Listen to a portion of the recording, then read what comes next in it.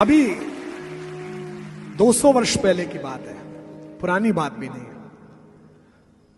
जगन्नाथपुरी उड़ीसा में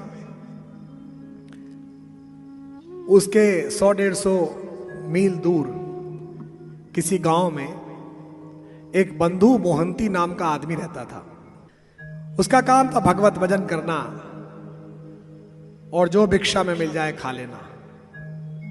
अगर यही बात समझ में आ जाए कि मेरा हेतु क्या है तो जीवन ठीक से गुजर सकता है। राम कथा यह भी सिखाती है कि आपका हेतु क्या है। बंधु मोहंती के 2 बच्चे थे, पत्नी भी बहुत अच्छी थी, विनम्र थी, शालीन थी, जो मिल जाता था गुजारा करता था। एक बार उड़ीसा में, बंगाल में बहुत बड़ा अकाल पड़ा। गांव वालों के पास, स्वयं के पास ही भोजन समाप्त होने लगा। अब जब खुद ही खाने को ना हो तो बंधु मोहंती को कौन खिलाए। पहले तो खुद ने भूख सही, फिर पत्नी ने भूख सही। जब बात बच्चों पर आ गई तो पत्नी ने कहा कि अब मुश्किल हो रहा है, अब कुछ करिए। क्या इस पृथ्वी पर कोई ऐसा व्यक्ति नहीं है जो आपको जानता हो, जिस पर आप भरोसा करते हो, जो हमारी मदद कर दे। बंधु मोहंती ने कहा हाँ, एक है, पर वो तो 5 रात दूर रहता है। पत्नी ने कहा कोई बात नहीं, रास्ते में जंगल में कुछ तोड़ के खा लेंगे, कम से कम पता नहीं कितने दिन का अकाल है। बंधु ने बताया नहीं पत्नी को कि कौन आदमी है। बोले कौन है? बोले मेरा नाम बंधु है, उसका नाम दीन बंधु है, मैं उसके पास जा रहा हूं। पत्नी को लगा कि नाम होगा। 5 दिन मोहंती परिवार चलता रहा, पैदल पैदल, रास्ते से कुछ फल वल तोड़ के बच्चों को खिला दे। दीन बंधु का घर आ गया, सामने देखा तो जगन्नाथपुरी का मंदिर। पत्नी से कहा यहीं रहता है। पत्नी ने कहा ठीक है, मैं पुलिया पर बैठी हूं। एक पुलिया थी जहां पर अंदर से आने वाला जो दूध घृत चढ़ाया जाता था वो नाली बनकर बाहर आता था। बच्चों को बिठा लेती हूं, अंदर हो आओ। चले बंधु मोहंती, लेकिन वहां तो बड़ी भीड़। बंधु मोहंती अंदर जाने लगा, लेकिन वीआईपी लोग बहुत थे, अंदर घुस ही नहीं पाया। आया वापस लौट के। पत्नी ने कहा क्या हुआ? बोले मेरा दोस्त बहुत बड़ा आदमी है, बड़े बड़े लोग आए हुए हैं, उनमें व्यस्त है, थोड़ा खाली हो जाएगा तो बुलाऊंगा।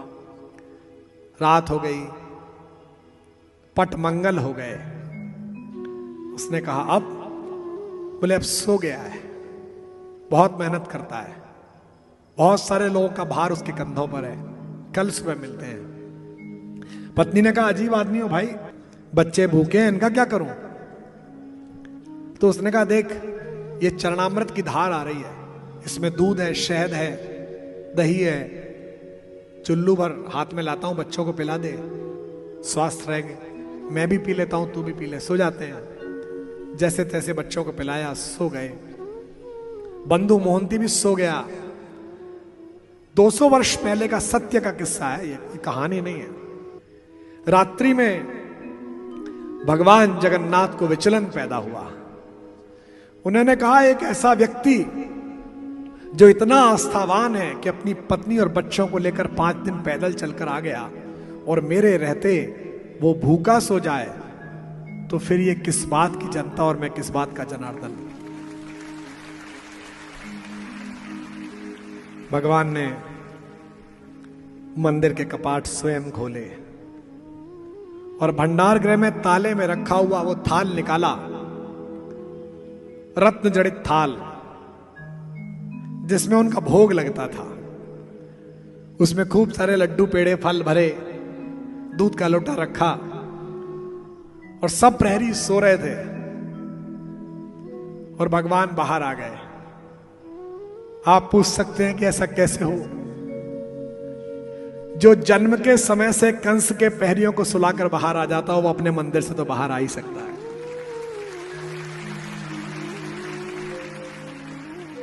बाहर आकर भगवान जगन्नाथ ने आवाज लगाई, अरे बंधु, ओ बंधु। बंधु ने सोचा कोई अपने बंधु को पुकार रहा होगा, मुझे कौन पुकारता है यहां? बंधु की नींद हल्की सी खुली, उसने सोचा होगा कोई। फिर उसने आवाज लगाई, अरे वो पीथमपुर से आए हुए, गांव से आए हुए बंधु मोहंती, कहां हो तुम? अब बंधु मोहंती को लगा कि तो कोई हमें पुकार रहा है। वो गया, देखा एक ब्राह्मण बड़ा सुदर्शन, पीतांबर पहने हुए।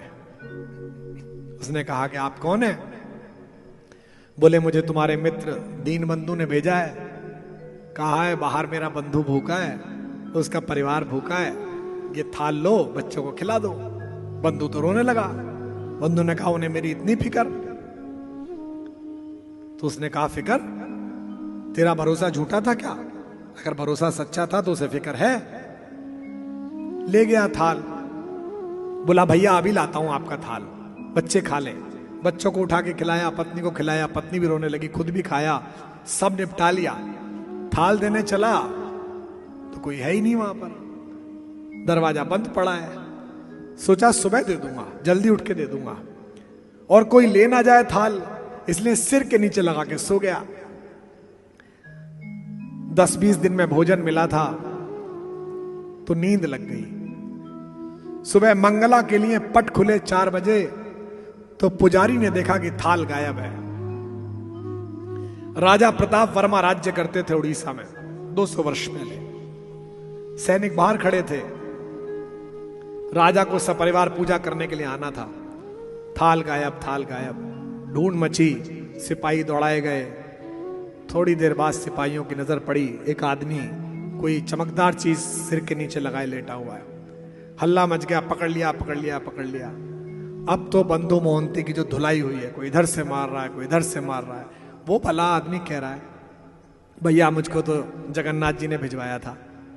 लेकिन हम इतने अविश्वासी लोग हैं कि इसी परिसर में अगर सचमुच हनुमान जी प्रकट हो जाएं और कहें कि बहुत बहुत आशीर्वाद कुमार विश्वास तुम्हें, तो तुम कहोगे यार मुरलीधर जी ये वाला आप एक्टर बहुत अच्छा पकड़ के लाए, एक्यूरेट हनुमान जी जैसा लग रहा।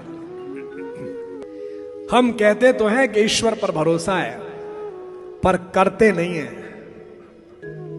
तो बंधु मोहंती ने कहा भैया हमको तो जगन्नाथ जी ने भिजवाया, दीन बंधु ने। सड़क पे जुलूस निकला साहब बंधु मोहंती का। राजा आया, पूजा हो गई। उस प्रदेश में 40 कारागार थे। ध्यान से सुनना, हर कारागार में 100 कक्ष थे। रात्रि को राजा प्रताप वर्मा सोया तो उसके स्वप्न में जगन्नाथ जी प्रकट हुए। उन्होंने कहा तू मूर्ख है, किस बात का राजा है? तेरी प्रजा के साथ अनाचार हो रहा है। मैंने अपने एक भक्त को भोजन के लिए थाल भेजा था, मैं स्वयं देने गया और तेरे सिपाहियों ने उसको बंद कर दिया। वो कारागृह नंबर 62 में, कक्ष नंबर 41 में सपरिवार बंद है, उसको मुक्त करा।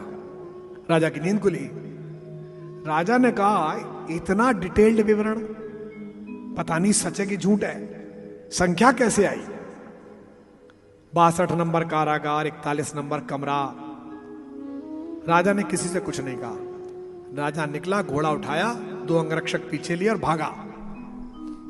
62 नंबर कारागार पहुंचा, 41 नंबर कमरे में गया तो देखा कि बंधु मोहंती, उसकी पत्नी, दोनों बच्चे बैठे हुए हैं। अब तो राजा रोने लगा। राजा ने कहा गलती हो गई, माफ कर दीजिए, आप तो भगवान के मित्र हैं, क्षमा कर दीजिए। बंधु मोहंती ने पत्नी की ओर से देखकर कहा दोस्त तो मेरा अच्छा है, लेकिन उसके चारों तरफ के लोग कुछ गलत हो जाते हैं कई बार।